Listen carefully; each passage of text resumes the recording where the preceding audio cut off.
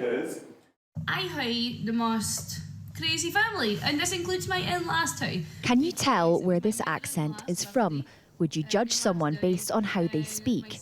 These are some of the key questions being asked in accent bias training for staff at Edinburgh University. I'm glad that some of you know this is Shetland. For these Scottish students, it's a topic that hits close to home. I'm from Ayrshire originally, and for that reason I do English literature, so for that reason I say poem and not poem, and that has been kind of the main thing on my actual course in terms of like in seminars being giggled at and things like that for the way that I pronounce different things, which is quite, it sounds like a small thing from the outset, but it's quite a confidence knock. Especially when I first came to the university, if I was in a social situation, as in like a fresher event or in my business tutorials, I did try to change my accent a bit to like slow down or just make it sound less Scottish.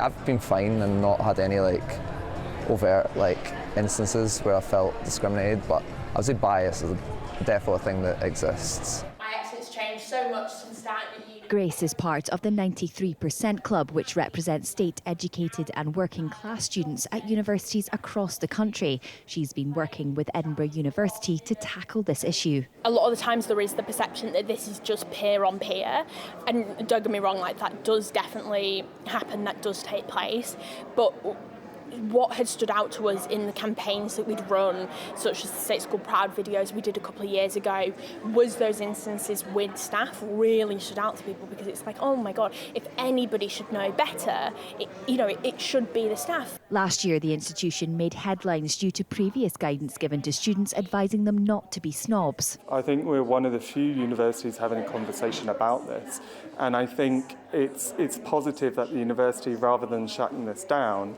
is actually letting us work on this, right? I'm a professional who works specifically on linguistic discrimination, so I think we should really think about how that could be utilised in the future as a potential strategy to addressing these issues. And my hope is really that this does actually improve student staff experiences and essentially address the issue of accent bias. And staff who've taken part in the session say they've gained a new perspective on the issue. I think it is about sort of being aware of your own bias. I would say maybe I have a bias in perhaps the opposite direction. I can be biased against people that maybe have what we'd class as a posh accent. So I think that it is about being aware of your bias and sort of taking that step back. I like to think that because I've moved around a lot in this country, that my own bias towards British accents isn't as strong, but be more aware of it and try and call it out. For these students, it's a step in the right direction, but they'd like to see the efforts eventually reach students to address discrimination across campus. Amy Flett, STV News, Edinburgh.